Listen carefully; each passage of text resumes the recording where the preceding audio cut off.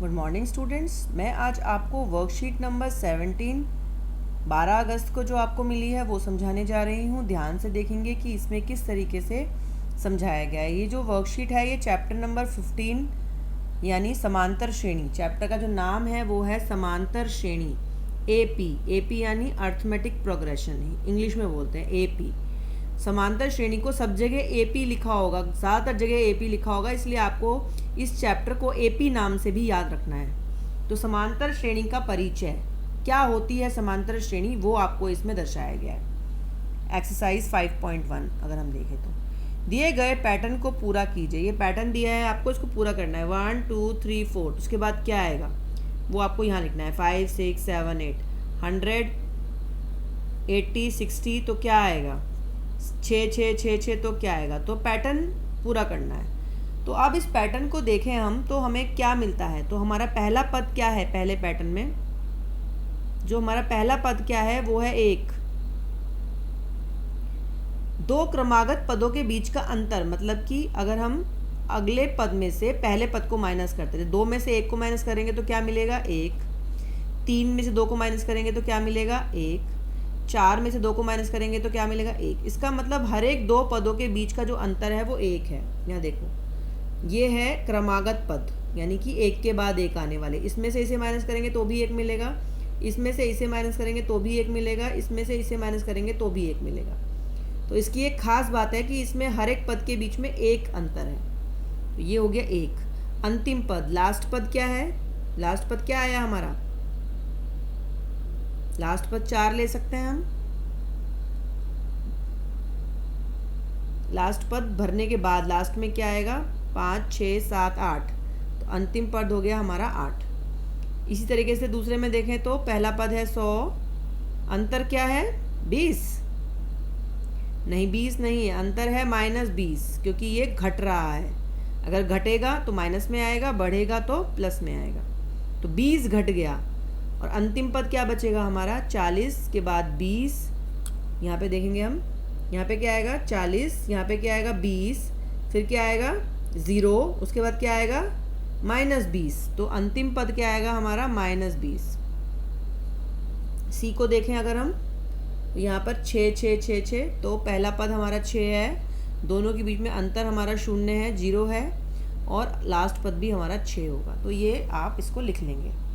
उसके बाद हम आ जाते हैं, एक व्यक्ति का वेतन 12,000 से शुरू होता है और वार्षिक 500 रुपये बढ़ा दिया जाता है। हर वर्ष 500 रुपये उसका वेतन बढ़ जाता है। तो इसको हम समांतर श्रेणी के रूप में लिखेंगे। तो पहले उसका जो वेतन था वो कितना था 12,000, ठीक है 12,000।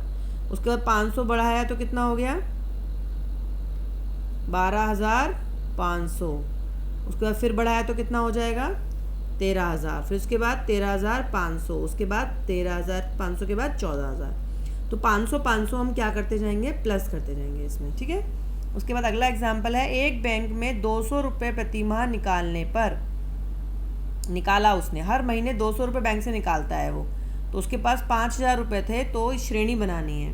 तो पहले उसके पास कितने थे 5,000 थे, 200 निकाल लिए तो कितने बचेंगे 4,800 बचेंगे। फिर 200 निकाल लिए तो कितने बचेंगे 4,600 बचेंगे। फिर 200 निकाल लिए तो कितने बचेंगे 4,400 बचेंगे। तो इस तरीके से हम 5 पद जो है वो लिख लेंगे। यहाँ का क्या आएगा 13,000, फिर आएगा 13,500 और फिर आएगा 14,000। 5 पद लिखने हैं हमको श्रेणी के, ठीक है। तो इस तरह के पैटर्न को हम क्या बोलते हैं, समांतर श्रेणी बोलते हैं, जिसमें हमारे पद या तो कुछ संख्या बढ़ते जाते हैं या कुछ संख्या घटते जाते हैं। उनके बीच का जो अंतर है, दो पदों के जो बीच का अंतर है वो एक समान रहता है, चाहे हम आगे जाएं चाहे हम पीछे जाएं। तो समांतर श्रेणी क्या है, संख्याओं की एक ऐसी सूची जिसमें प्रत्येक पद पूर्व पद से एक निश्चित संख्या जोड़ने पर या घटाने पर प्राप्त होता है, प्रथम पद के अतिरिक्त, ठीक है।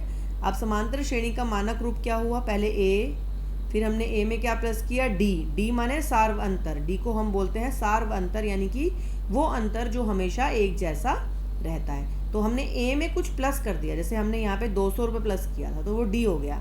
यहाँ पे हमने 500 रुपये 200 रुपये माइनस किया था, सॉरी, और यहाँ पे हमने 500 रुपये प्लस किया था तो वो डी हो गया, तो ए प्लस डी। फिर जब हम इसमें दोबारा डी प्लस करेंगे तो हो जाएगा 2D, फिर डी प्लस करेंगे तो हो जाएगा 3D, फिर डी प्लस करेंगे तो हो जाएगा 4D, और फिर डी 5D। तो लास्ट में क्या आएगा, आप देख रहे हो पहले पद में कोई डी नहीं है, दूसरे पद में एक है, एक कम, तीसरे पद में 2 यानी एक कम, चौथे पद में 3 यानी एक कम। तो जब n पद यानी कि लास्ट पद होगा an, जब लास्ट पद होगा तो उसमें n-1 यानी n से एक कम d होगा। ठीक है, अब हम देखेंगे इसमें क्या नीचे बताया गया है। प्रथम पद a को a कहते हैं AP में, और एक निश्चित संख्या सार्व अंतर d होता है जो दो क्रमागत पदों के अंतर से आता है, और पद का nवां पद को हम an लिखते हैं, a उसके नीचे छोटा सा n, an लिखते हैं।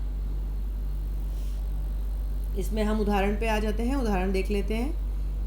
दिए गए प्रथम पद एवं सार्व अंतर द्वारा समांतर श्रेणी के 4 पद लिखिए। पहला क्वेश्चन है जिसमें a 4 है, यानी कि जो पहला पद है वो 4 है, और d -3 है। -3 मतलब 3 घटाना है, तो 4 में से 3 को घटाया तो कितना मिला, 1। फिर हमें अगला पद क्या मिला, 1। फिर हमने 1 में से 3 को घटाया तो हमें मिला -2। लेकिन हम ऐसे नहीं करेंगे, हम कैसे करेंगे देखते हैं इसको। हमारा पहला पद है 4 और d है हमारा 3 -3। तो हमारा जो फॉर्मूला है वो है पहला पद a यानी 4, दूसरा पद का क्या है a प्लस d यानी 4 में प्लस करना है -3, तो क्या मिलेगा 4 - 3 यानी कि 1। उससे अगला पद है a प्लस 2d यानी 4 में हमें प्लस करना है 2 गुणा -3, तो क्या प्लस करेंगे हम, 4 में 6 माइनस हो जाएगा, तो ये कितना आएगा -2। उससे अगला पद क्या होगा हमारा a प्लस 3d यानी 4 में प्लस करना है 3 गुणा में -3, तो 4 - 9 यानी कि -5। अब हम यहाँ देख सकते हैं कि पहला पद हमारा 4 था, उसमें 3 घटाया तो 1 मिला, 1 में से 3 घटाया तो -2 मिला, और -2 में से फिर 3 घटाया तो -5। तो हमारा जो अंतर है वो -3 आ रहा है। अब हम इसको उदाहरण नंबर 2 को देख लेते हैं। a हमारा वर्गमूल 2 है और d भी हमारा वर्गमूल 2 है। ठीक है, तो पहला पद क्या हो गया, वर्गमूल 2। दूसरा पद वर्गमूल 2 प्लस वर्गमूल 2 कितना होगा, 2 वर्गमूल 2।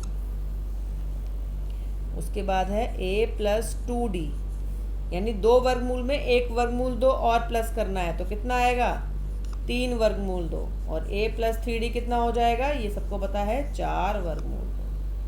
ठीक है, तो इसमें ये अच्छे से समझाया गया। तो ये दोनों उदाहरण हमारे हो गए। अब हम आ जाते हैं एक्सरसाइज, जो हमें होमवर्क करना है। इनमें से कौन सी श्रेणी समांतर श्रेणी है, हाँ या नहीं लिखें। आपको देखकर बताना है कि ये समांतर श्रेणी है या नहीं है। तो 2, 4, 8 और 16, तो हमें दोनों को माइनस करना है। 4 में से 2 को माइनस करेंगे तो कितना आएगा, 2, तो हमारा अंतर हो गया 2। लेकिन 8 में से 4 को माइनस करेंगे तो कितना आएगा, 4, तो अंतर हो गया 4। और 16 में से 8 को माइनस करेंगे तो आएगा 8। तो सब हर पद में अंतर बदल रहा है, इसलिए ये समांतर श्रेणी नहीं है। अगले में देखेंगे, ये आपको सॉल्व करके दिखाना पड़ेगा। हर एक को आप माइनस करेंगे। ये जो आपका पहला टर्म है a, ये हो जाएगा a1, a2, a3, a4। तो पहले आप d निकालेंगे, a2 माइनस a1, तो आपका आएगा 2। फिर निकालेंगे a3 माइनस a2 आएगा 4, फिर a4 माइनस a3, तो आएगा आपका, इसको एक को देख लेते हैं कैसे करेंगे, तभी समझ में आएगा, वरना नहीं समझ में आएगा।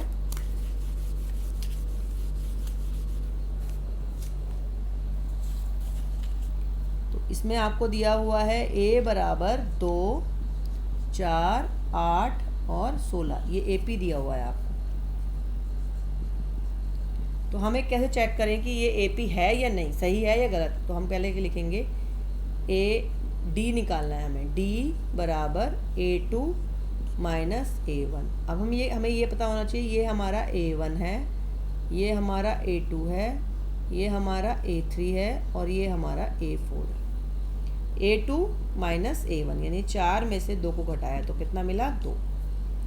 दूसरी तरीके से हम D को निकालेंगे तो हमें निकालना है A3 माइनस A2, तो हमें मिलेगा 8 में से 4 को घटाया तो हमें मिला 4।